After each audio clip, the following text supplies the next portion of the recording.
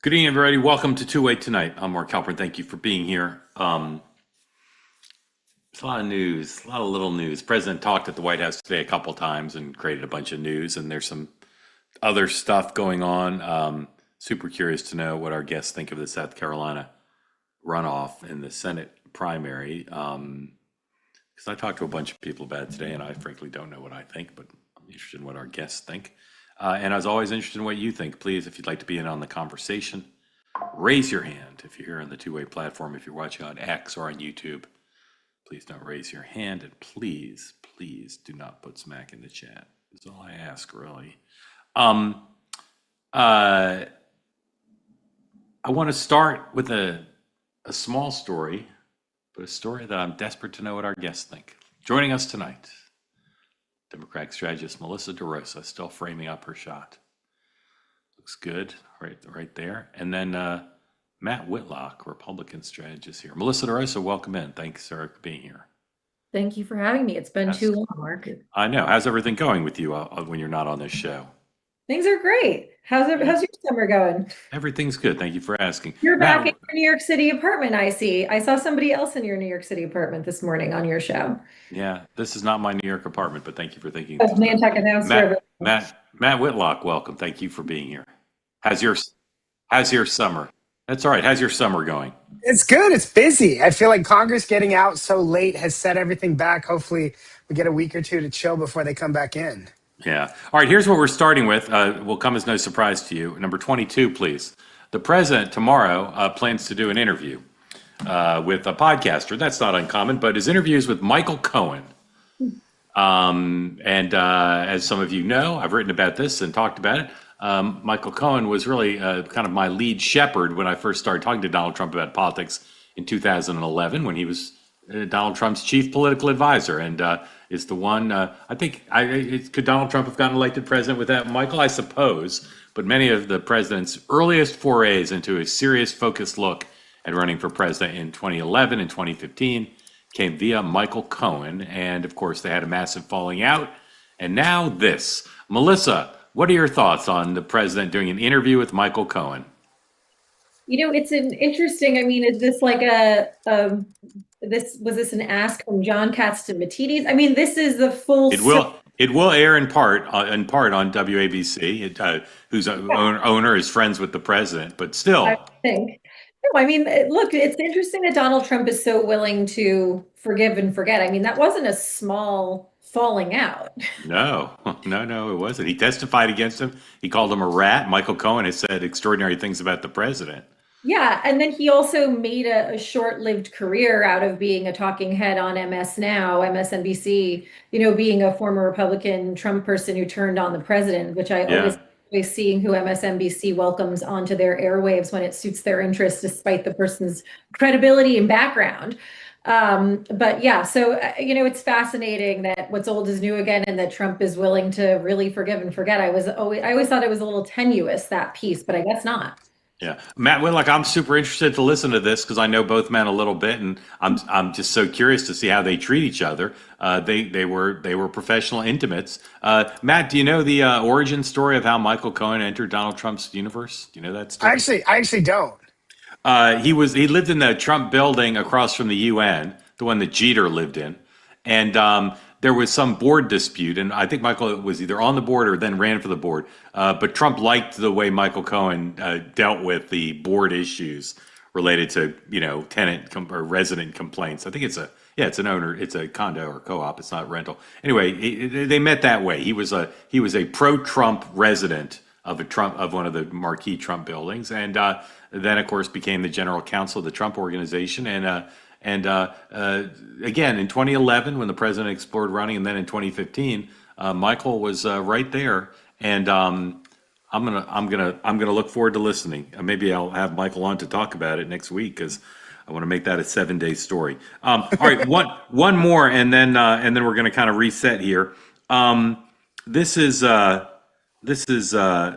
Jason Kelsey. You guys both know who that is? Jason Kelsey.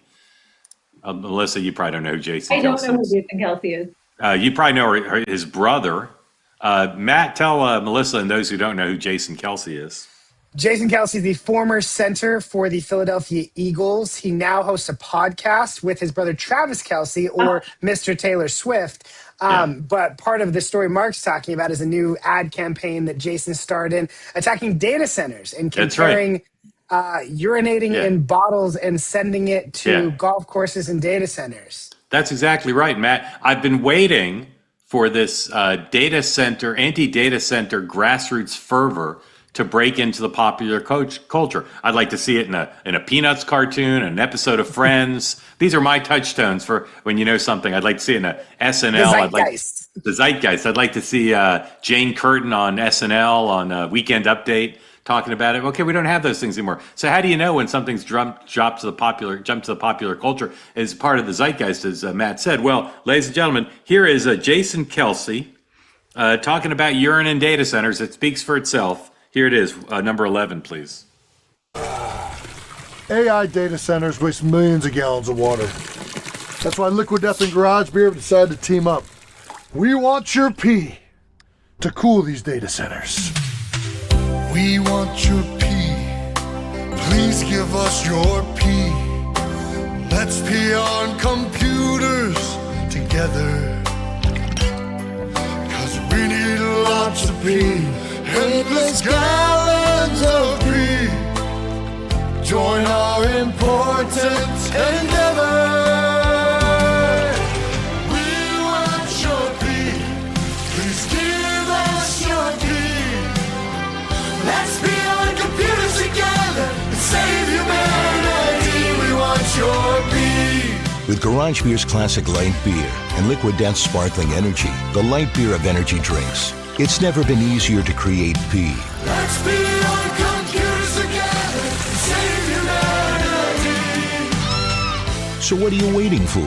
Go ahead and have another Garage Beer or Liquid Death sparkling energy. Then send your pee to the AI data center of your choice. We even make it easy with these collectible, sealable mugs. We want your pee.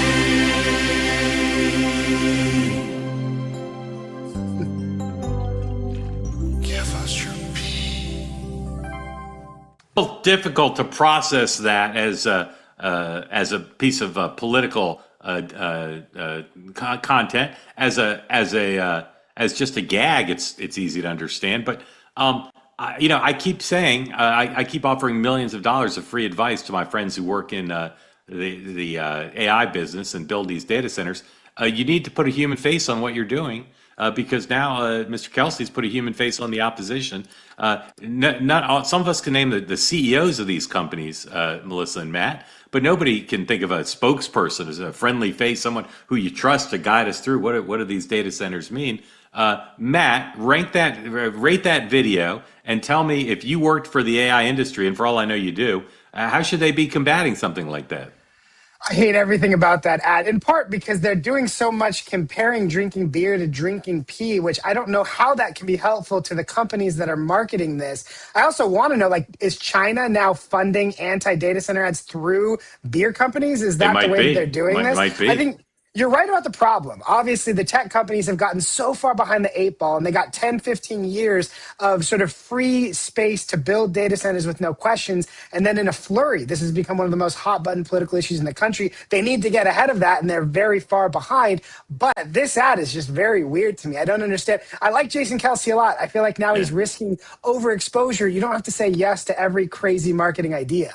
Yeah, Melissa, putting you on the spot could give you any warning, but storyboard a response. If you worked for the AI industry and you wanted to respond to that ad, what's a good way to respond to that thing? Or video, not ad. It's a good way to respond to that. They need to start talking about the fact that these things are going to get built no matter what, and that they're real jobs that real people. Northern Virginia has the most data centers. Fine, take them out of Pennsylvania. They're just going to go to your neighboring state. There's something about that ad that I can't fully explain why, but it reminds me of when Mark Ruffalo became the face of the anti-fracking campaign. And it was they had their one celebrity who was, going and talking about when you turn on the faucet, you would have dirt that comes out of the faucet, poison out of the, I can't really explain why, but for those of us who were very involved with the fracking wars in the, 2012, 13, 14, it sort of has that feel to me. I mean, I'm just wondering how much he got paid for that. It was so cringy. It made me want to vomit. It made me want to turn it off. It made me not like Taylor Swift by extension. Like that was just a terrible video all around. Don't make me show it to you again. Do either of you watch the morning show on Apple? Apple? Do you watch I that watched some show? of the first season. I haven't watched Yeah, I it. saw some of the first season. All right. You know the actor Billy Crudup? You know, Yeah. who plays Corey Ellison? Take a look at Matthew Bartlett right now. It just looks to be exactly like he looks like Billy Crudup all of a sudden. You know what I'm saying? Can you guys see Matthew? Yeah. You know what I'm saying? Doesn't he look like Billy Crudup all of a sudden? I don't know what it is. Great hair. Great Yeah. hair. Someone do a It's someone do a Mark Ruffalo thing. It's Mark someone- Ruffalo and fracking. That's who he is. someone please on my colleagues take a screen grab of Matthew Bartlett, get a still photo of Corey Ellison, and you guys are going to just see separated at birth here. All right, quick word from a sponsor, and then we'll cover some real news. No peeing on data centers. No Michael Cohen bookings. Here we go. Right now, the friends at Cozy Earth want to allow you to purchase new towels. And you say, well, what could be more boring than buying new towels? Nothing could be more elevating for you and for your family than to upgrade your beach towels and your bath towels right now with the package deal from Cozy Earth, 20% off. Go to CozyEarth.com. Use the promo code two-way, and they will give you 20% off. And these are not normal towels, folks. They're oversized, they're plush, they're absorbent, and they're going to make your whole life feel elevated compared to what you got now. A bunch of old, stained, wrinkled, faded towels. Upgrade them. Can't spend too much on towels. That's what I always say. I said it this morning. Shoes, mattresses, and towels. Upgrade them all. You'll make your life better. Go to CozyEarth.com. Use the promo code two-way, and you get 20% off for a luxury resort spa-like feel within your own home, at the pool, at the beach. Right now, CozyEarth.com. Again, the promo code is two-way. Thank you for your attention to that matter. South Carolina, Ralph Norman apparently did an interview today where he commented on his runoff rival, Senator Sanders, and her failure to respond to a question about China. And the president's going in for her. There's not been a lot of public polling, so I don't really know where the race stands. Matt Whitlock, in the history of gaffes, in the history of high-profile errors, as best I can tell, this is all anybody's talking about in South Carolina. How bad could she lose the race off of her failure to answer on China, or it's not that bad? I think she could, because it highlights an issue that her opponent has been pretty successful at raising, which is the lack of experience question and the lack of a sort of written political theory or, idea on things. Those questions, I think, are the things that hurt her the most, in contrast to Norman, who has a pretty long conservative record. You know where he stands on things. I think the Trump endorsement is going to carry her pretty far, but Norman has a pretty good, floor to be working off of here. So I do think so. And I also think that the fact that so many people were clipping and sharing it immediately last night, you can turn a gaffe into a much bigger problem if you can create enough noise online. And I think they've successfully done that. Yeah. Melissa, if you were a consultant, a strategist and advisor to Senator Graham, I said Sanders, Senator Graham, she makes a gaffe, she comes off, she went in then the spin room and she gave another crap answer, so you didn't intervene then. All right, you wake up this morning, what's the proper way to try to cauterize this? Ignore it?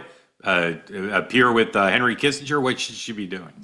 I don't think she needs to appear with Henry Kissinger. I think that she could do an interview with someone on an unrelated topic and then just be ready to clean it up and do it quickly so she can put it in the rear view mirror. So how do you clean it up? Humor, or give some pre-canned response about the triad or whatever?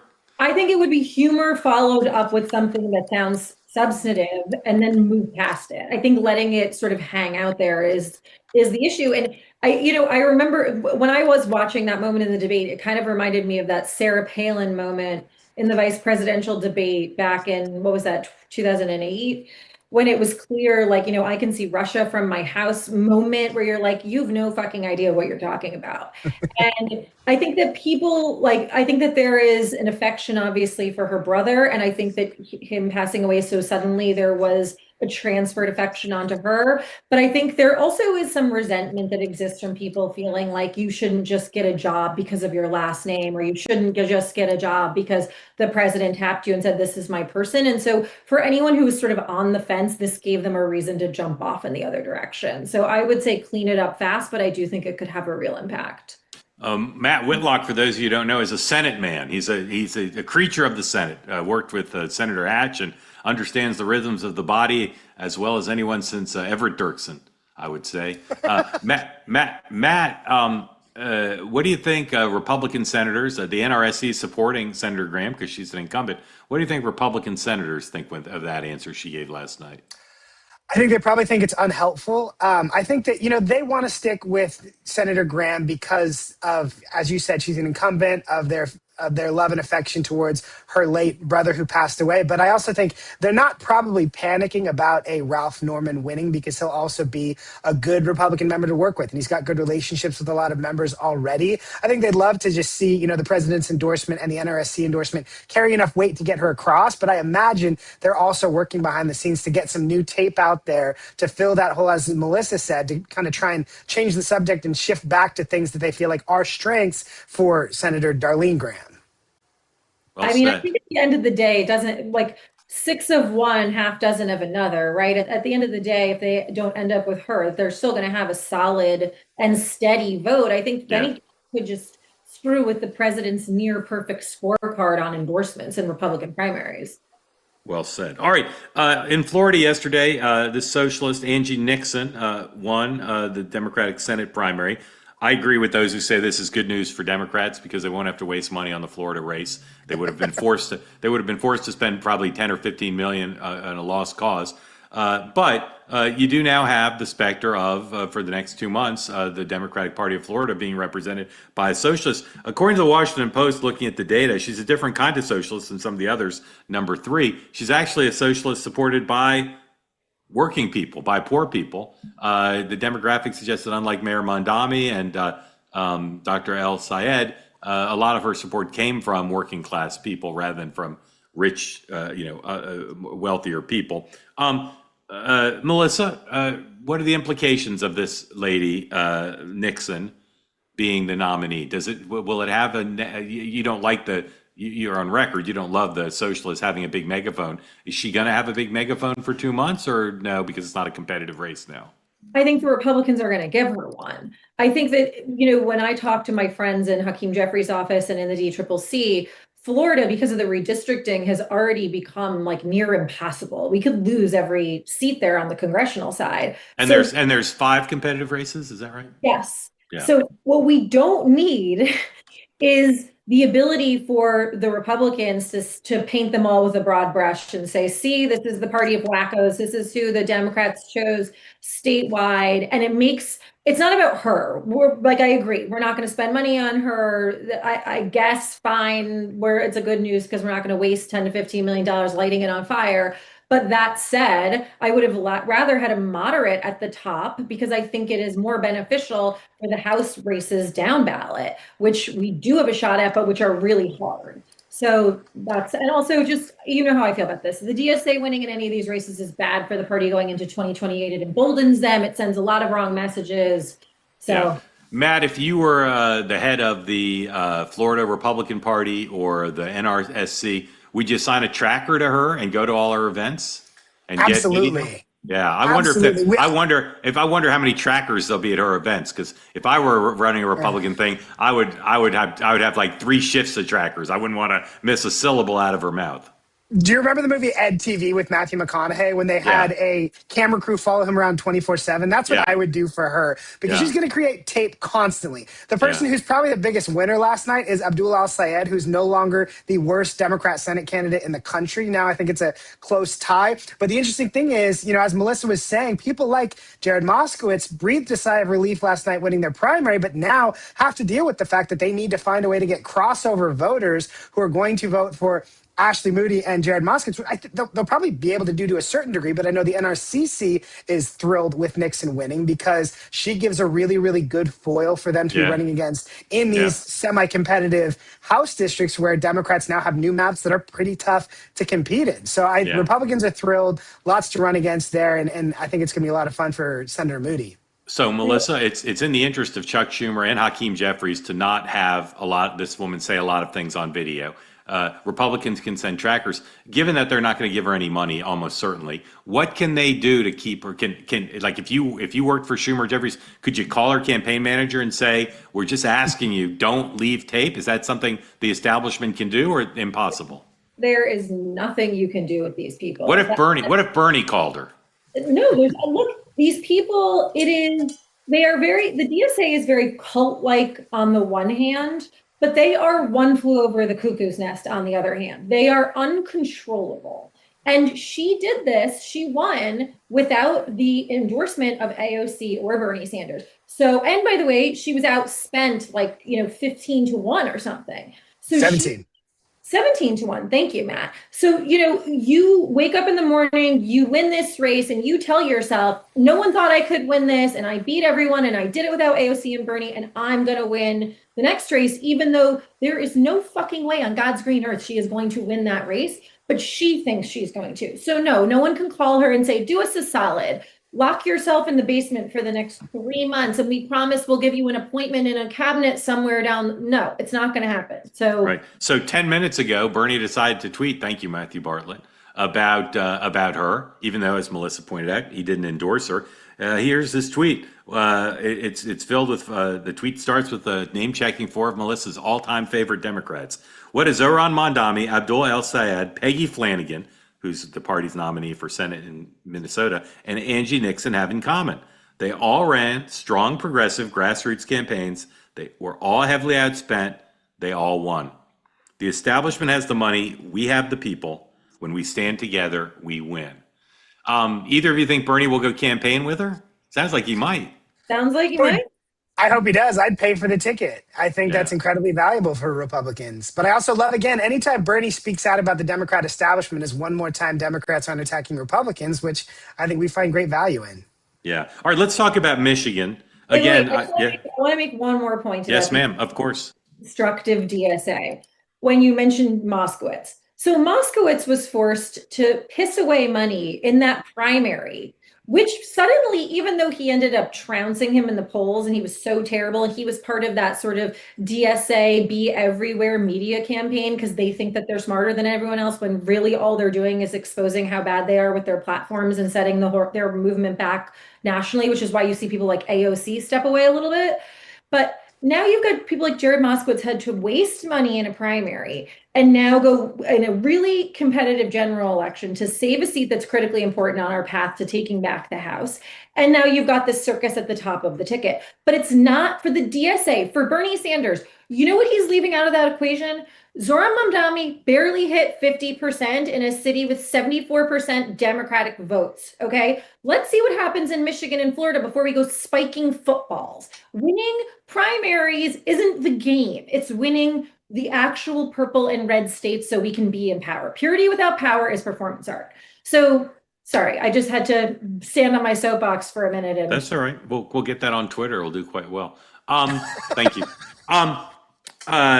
You talk about Moskowitz's victory. What percentage of the vote did he get against a very I progressive? think he got like 63%, 64%. 63%. Does that seem good to you guys? Is that good? Does that meet whatever standard? It obviously allows him to win. Well, here's someone who thought his margin of victory sucked. Lemons. Mr. Hassan Piker, 12, on the Twitter, said this. Blow it up here so I can actually read it. He said, Moskowitz got 56%. He said, we have our work cut out for us, but these are unbelievably promising results. Mr. Larkin holding Mr. Moskowitz below 60, I guess. Moskowitz, in the last 12 hours since his victory, has been incredibly outspoken. He makes Josh Gottheimer now seem like AOC. I mean, he's really out there, and yet he's now got to run with his Senate nominee, someone who's a socialist. So, Melissa, if you worked for Moskowitz, what would you just all in on attacking socialists the whole way?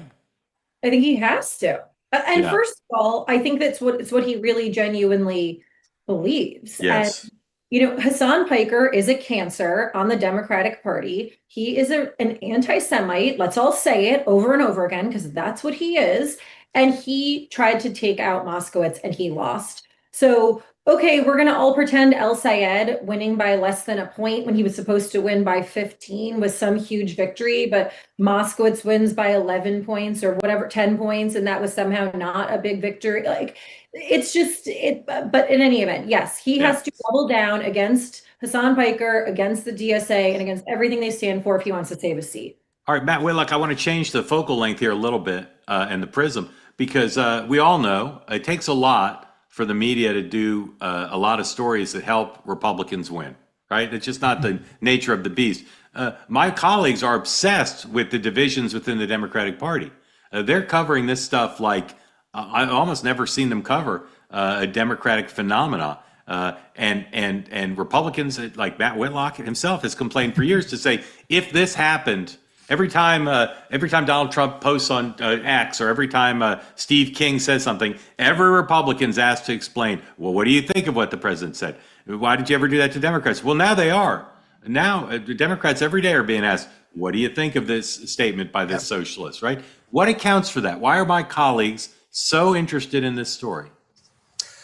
I mean, I think part of it is the fact that the expectations are shifting so much. This was supposed to be a massive blue wave year for Democrats. And a lot of the narrative right now in August of the election year is this Democrat infighting because of this massive insurgency from the far left. And part of it is the fact that there's a power vacuum left by the fact that Chuck Schumer and Hakeem Jeffries are some of the most unpopular Democrat leaders we've seen. And there's no leader above them with a higher profile because Kamala Harris, really is barely. I mean, I think if you go to events, she still seems popular, but not a lot of Democrats are calling, asking her for help. You have Mary Peltola asking her to keep away from her Alaska Senate race. So there's a power vacuum there that the DSA is filling. And that sort of friction, I think, is notable because this should be a time where Democrats are united. If you look at 2018, how Democrats were postured, their favorability right now is 25 points lower than it was at this point in 2018. And a lot of it has to do with the friction with DSA sort of taking over so much of the Democrat Party brand. And I think that makes it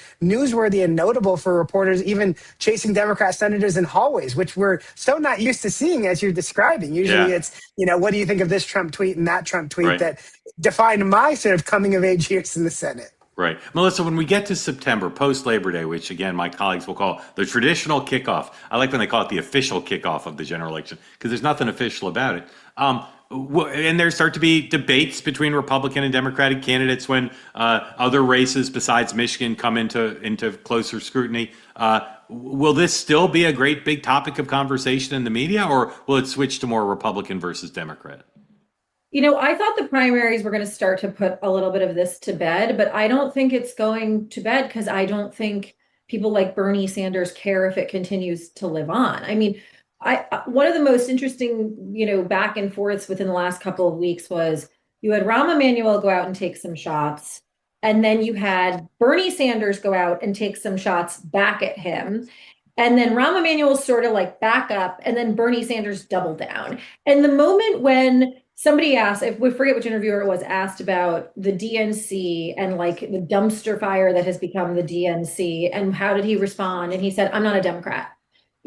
Bernie wears it on his sleeve. He started this revolution in 2016. He's at the end of his career, and he is going to burn it down. And for them, it is more important to take over the soul of the party and lose in November and set themselves up in their own minds for 2028 and finish the job he started in 2016 than to be victorious. And you're going to start to see, I think, choices that get made.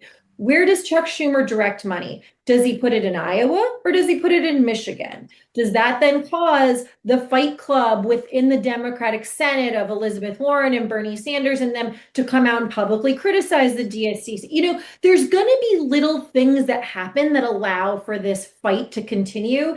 And because all of this is really just the preamble to the main event, which is 2028, it's interesting because it's real. It's our Tea Party MAGA open split moment.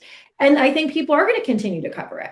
Yeah. All right. Let me ask you this. I don't think anybody's asked this question to my knowledge, and it's a good prism to understand where we are. I'm going to name one of the marquee Senate races, and then I'm going to ask you, Bernie Sanders, Barack Obama, will they appear in a public event in the state with the Democratic Senate nominee before Election Day?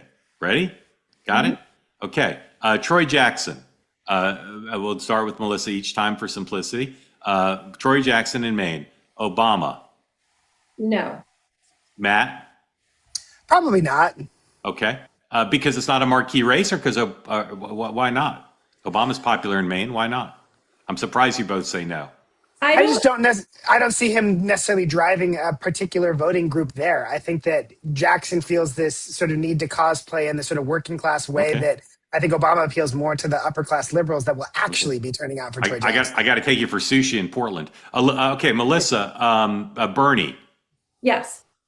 Definitely. Definitely. Okay, Roy Cooper, Bernie, Melissa.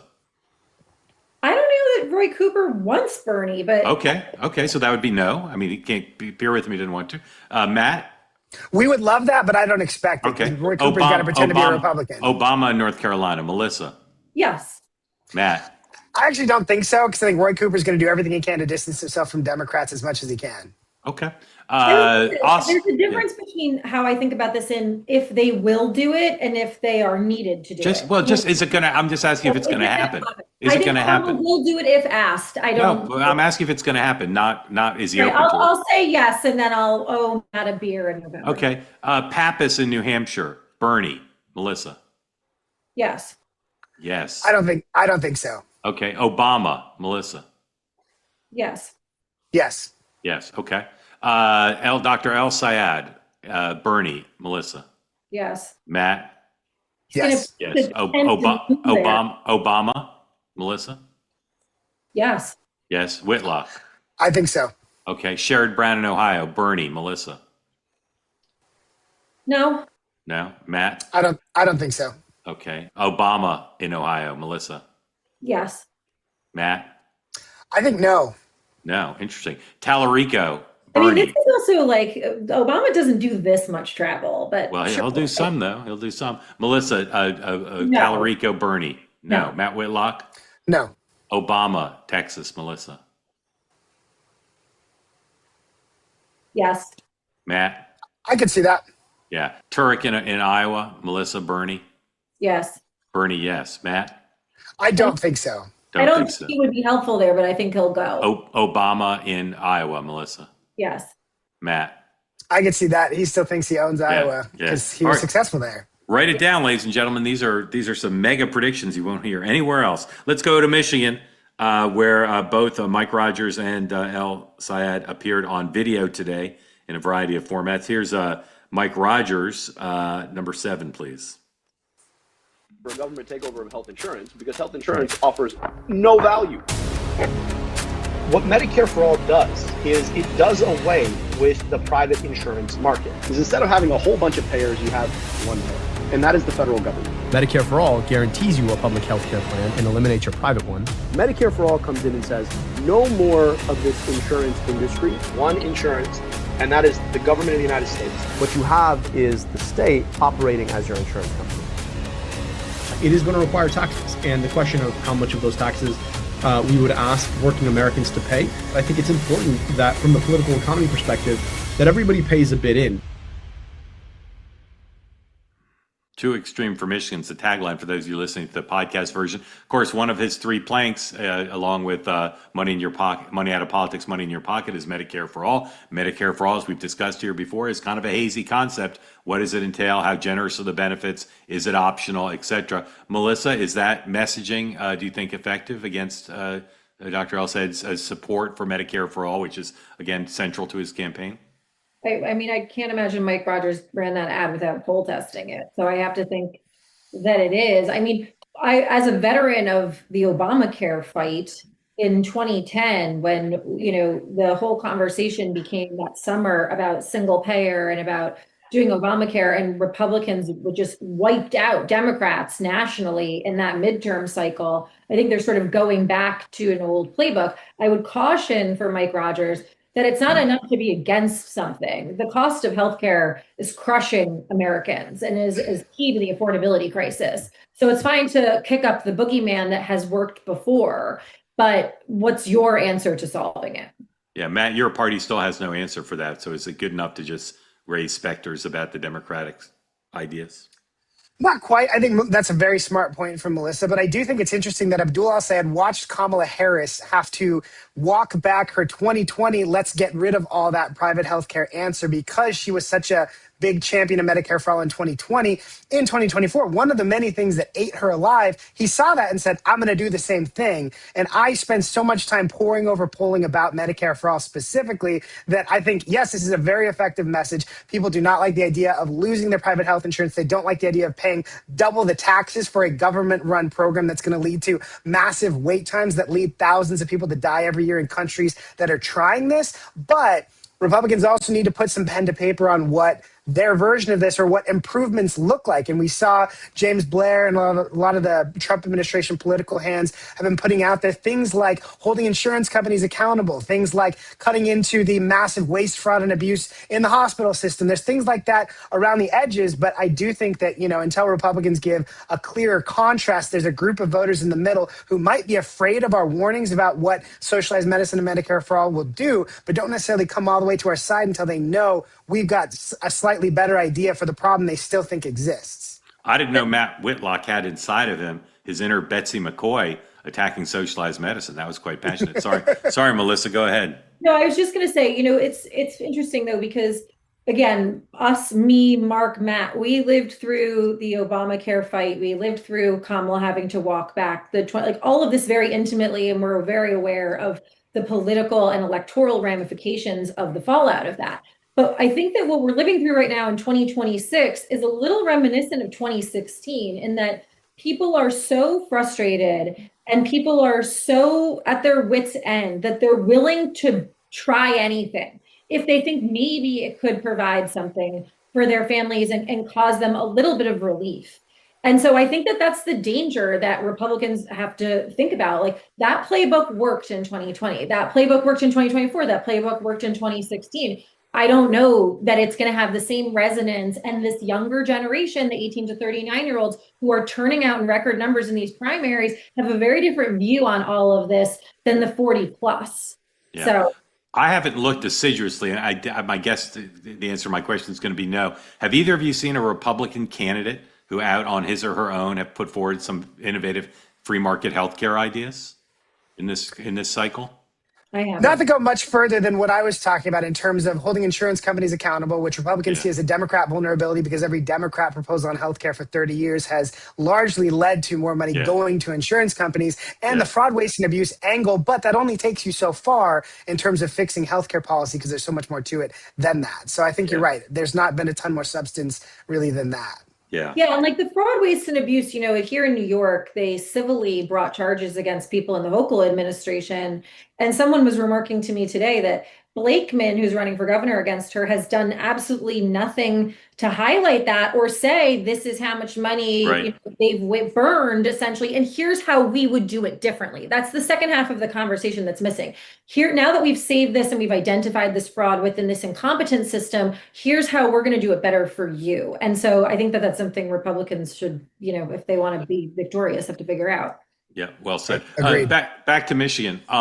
I have long been of the belief that in high-profile races like a Senate race and a presidential, mostly what it comes down to is, are you being defined on your own terms, the way you'd like voters to think about you, or whether it's the other side defining you? The Bush campaign was able to win in 2004 because they defined John Kerry as a flip-flopping, Grey Poupon-loving, beret-wearing, for it before I was against it, liberal. And that's not how John Kerry wanted to be seen, draft dodging, or not draft dodging, but medal throwing. To me, the race in Michigan, the Senate race in Michigan, will come down to on whose terms is the doctor defined. The video we showed you, I believe it was last night, 1-minute biographical video, a brilliant production, trying to make him a pure Michigan.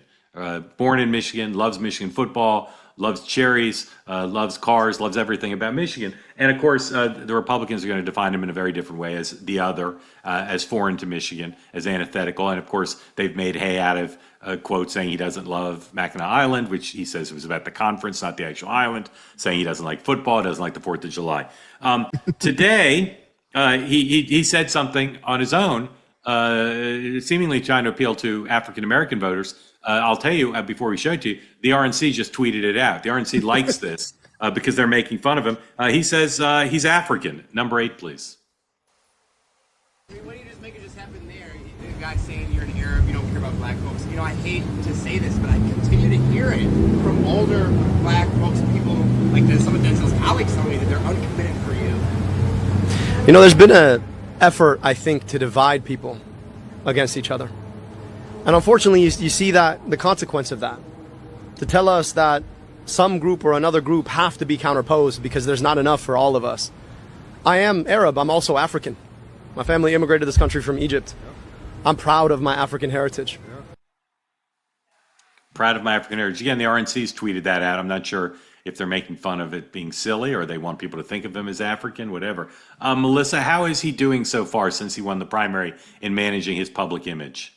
He seems a little lost. You know, the Mike Rogers came out and dinged him, as you noted, on the football. I think he said it was like toxic masculinity and he didn't like it. And then he responded by saying, like, all right, well, if you won't debate me, why don't you and I go out and play football without the pads on? And it's like, oh, okay, so who knew that like woke 2 includes tackle football? That's where we are now. So it just, and it rings sort of inauthentic. So it feels like a guy who's like, okay, I'm here. I don't know how I got here, but I'm here now and I want to stay here and I'm trying to figure out how to stay here. And I think part of his appeal, at least in the primary, would, and not appeal to me, but to the people who voted for him, was that they viewed him as authentic and they viewed him as real and he was resonant and he was charismatic. And I think now you're seeing him give these answers that seem none of those things, and also like stunted and stilted and like he's like he doesn't know what he's saying, like he's trying to figure out what he should be saying. And I'm sure Republicans love that. They're gonna have a field day. It's gonna be like the Pocahontas thing all over again.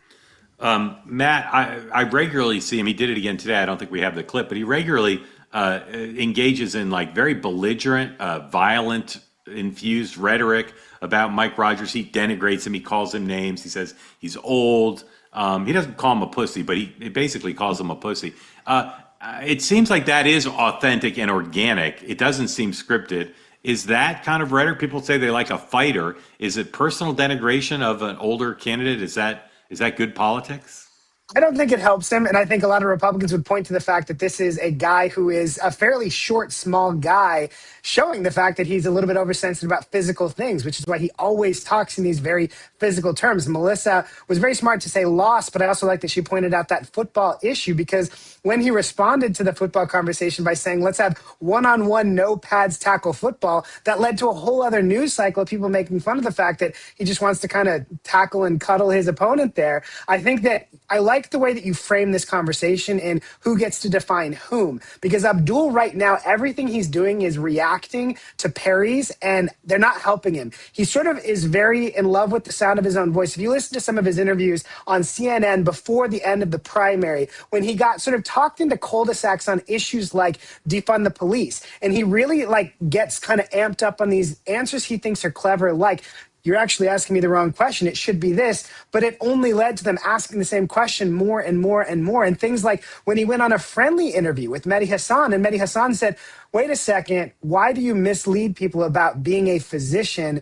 And he went on this long diatribe of, it's not whether or not I'm a doctor, it's whether or not you can see your doctor, which, you know, by watching his body language, he thought was a really, really good line. But he got to the end of it, and Mehdi Hassan, again, who's supposed to be a friendly interviewer, was like, but still, like, you just can't lie to people. So it didn't work. And that's what I think Abdul gets doing. If he's going to be successful here, and I hate to give advice to a Democrat that I hope loses because I actually think he's terrible, but he needs to start defending Mike Rogers as what he thinks are the hits that work against Mike Rogers. We saw a tiny taste of that after he won the primary when he gave that speech and he did the Roger, Mr. President thing, and he kept on saying, Roger, Roger, Roger. It wasn't very clever, but you could tell at least what the narrative he was trying to create was, which is Mike Rogers is just a Trump yes man. Maybe that's their calculus, but because he spent every single day responding to parries, no one's ever been able to see what case he's trying to prosecute against Mike Rogers. And I think that's what's really hurting him right now. He has pretty bad political instincts. There have been times where off the cuff, he can be authentic and compelling, but more often than not, since he won the primary, he's been on defense, and that's led him to his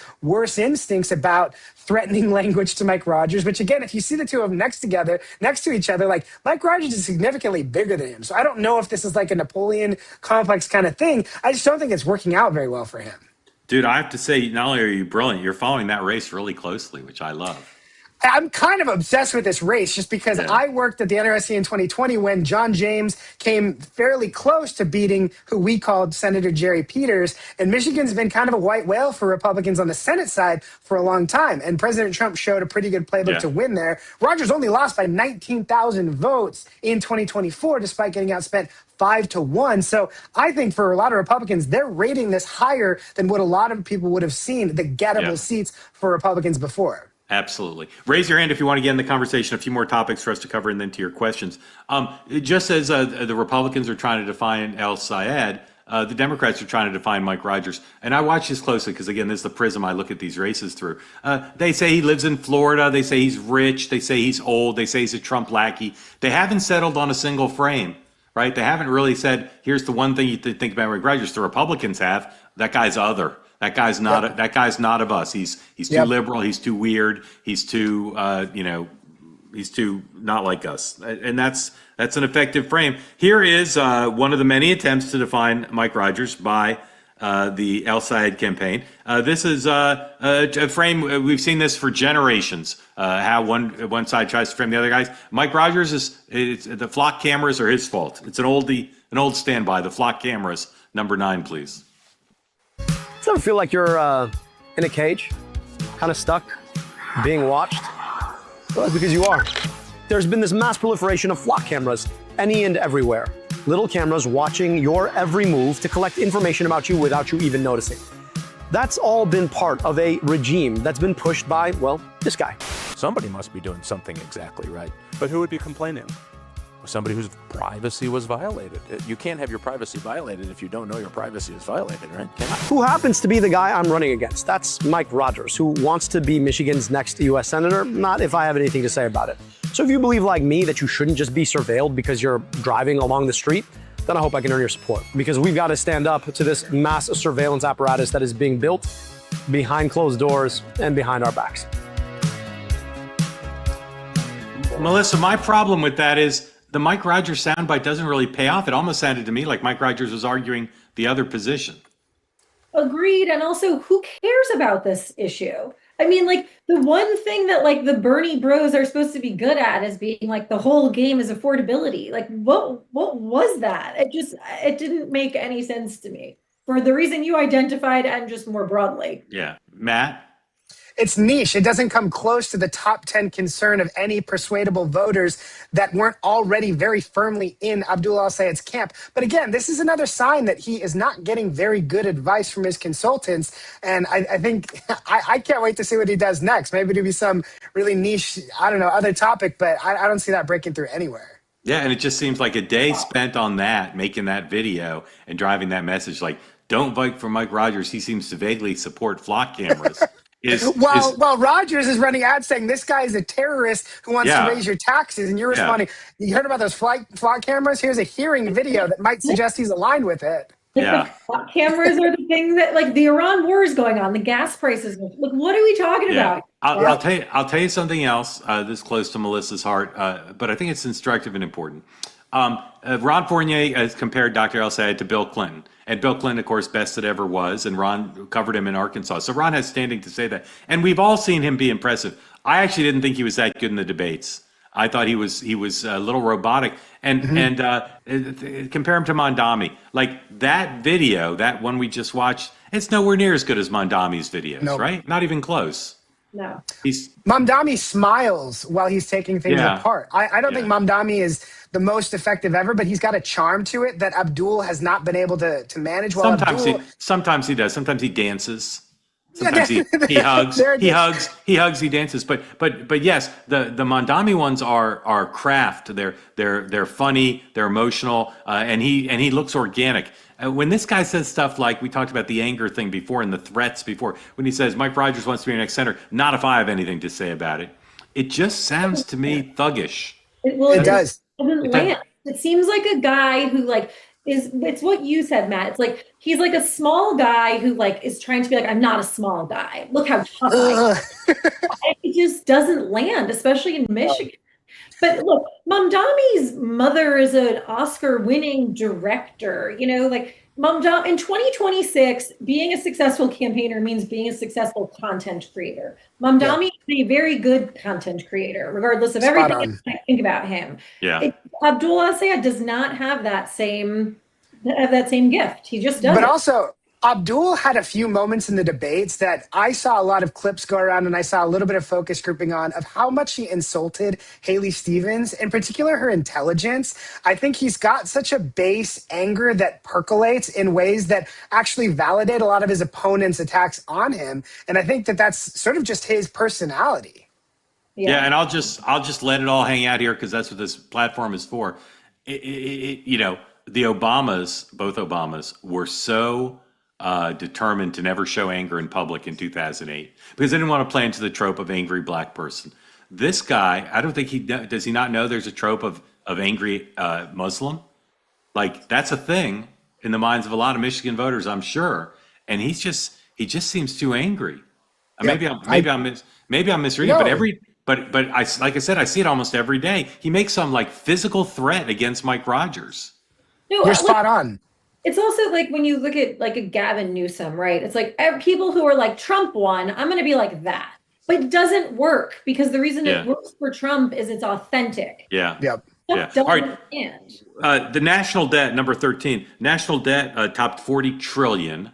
It's never been that high before. There's the Wall Street Journal headline. Here's one name answer, and then we'll go to, after a quick word, we'll go to community questions. Of all the people who are talked about as someday running for president in 2028 or beyond, who's the most likely to actually try to lower the debt and deficit? Either party. Who's someone who, if they won, you say, well, that person may actually make an effort to lower the debt and deficit however they want to do it. Matt. Are they people we think are likely to win or people who are going to run? People are going to run. Ron DeSantis. Ron DeSantis. Melissa. I would say Rahm Emanuel. He had 8 years to lower the debt and deficit. But that's like, but when I feel like that's his personality. Yeah. I think if he was president, he would make that a priority. Interesting. At least on the Democratic side, if there's one person, that's who it would be. Yeah. Smart. Season 4 of The Diplomat just put out its trailer, by the way. Okay, a quick word from a sponsor. I've never seen the show, but I wish that was a sponsor for you. You deserve the be. Diplomat support. I would. You know who I'd like more than The Diplomat? I'd like Le Diplomat, the restaurant. I'd like them as a sponsor.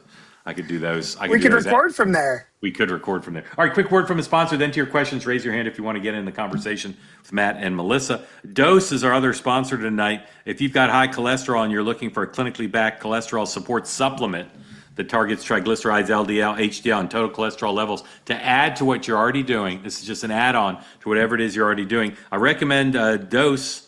Dose for cholesterol comes right to your door. It's a 2-ounce daily shot of liquid that tastes like mango. It comes with a little shot glass. Just pour some in, fill it up, shoot it down. No capsules, no powders. Just a 2-ounce shot. You can make it part of your daily routine. It's easy to use. There's nothing unpleasant about it. And the results can show up almost right away in your blood work. Has things like CoQ10, ginger, pomegranate, and amla. Dose for cholesterol, 35% off your first month with our with the code 2-way. Go to dosedaily.co/2way or go to dosedaily.co and get your 35% discount with the promo code 2-way. Again, dosedaily.co/2way. All right, here we go, Sue. Sue lives in Colorado, ladies and gentlemen, a state that used to be so purple. Harold and the Purple Crayon made several of his books there into films, and now it's blue as a beautiful sky. Sue, welcome. Thank you for being here. Question for Melissa and Matt. Yeah, about Medicare and the progressive agenda. I'm on Medicare. It's not free. I pay a premium based on my income. My husband and I do that, and it's basic medical, major medical. If you want all of the extras, hearing, dental, vision, prescription meds, you have to get an Advantage plan, and you probably pay extra for that too. So I don't understand this Medicare for all. It's going to be free. And, if you're going to tax Americans for this, record deficits, how are we going to do that? You go to some place like Iceland, we were there this summer, they have the progressive agenda with everything, supplements, your income, your housing, free college, free preschool, everything. they pay 37% income tax. No one in this country is going to buy into 37% income tax. Then you say, okay, well, the billionaires and millionaires will pay for this. In the states where they're trying to do that, those are the people that are leaving the state. How are they possibly going to sell this to anybody who isn't wearing rose-colored glasses? Because it makes no sense. Makes Melissa. no sense to me Yep, at all. Well said, Sue. You speak for tens of millions. Melissa. What state? Colorado. I live in Colorado now. I'm not from Colorado. What are the state income taxes in Colorado? It depends on your income. You know, it might be, 5 to 15%. It's not a lot. And Social Security is not taxed. Retirement income at all levels is not taxed at the state level. No, I was just going to say, because being a New York City resident, between the city taxes, the state taxes, and the federal taxes, 37% of income taxes sounds like a vacation. No, but that would be on top of what you're paying. I mean, I'm from New York City, so I understand the New York City taxes and everything else that goes, and the property taxes, etc. But this is on top of. No, but Sue, what you're saying, look, I worked on Andrew Cuomo's race for mayor, right? Zohran Mamdani won because he had these 3-word slogans: freeze the rent, free buses, free whatever, and like free government run grocery stores. That was it. None of it made any sense. None of it's happening. Free daycare for everybody. He has a pilot program for 2,000 kids. The New York Times acts like he cured cancer. We are in a world right now where these simple messages permeate, because we're in this TikTok, I think, because we live in this TikTok society where everyone watches the video. It's 30 seconds. You like it, great. You read a tweet. You can't be bothered to read the article.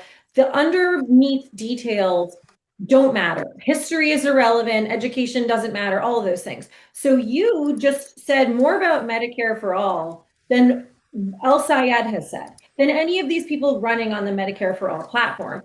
And when Obama won, and we were, dancing with single payer for a hot minute before we, pushed it overboard and went to Obamacare, it was that the Republicans very successfully articulated everything you said, plus death panels, plus this, and this, and they made the case you just made.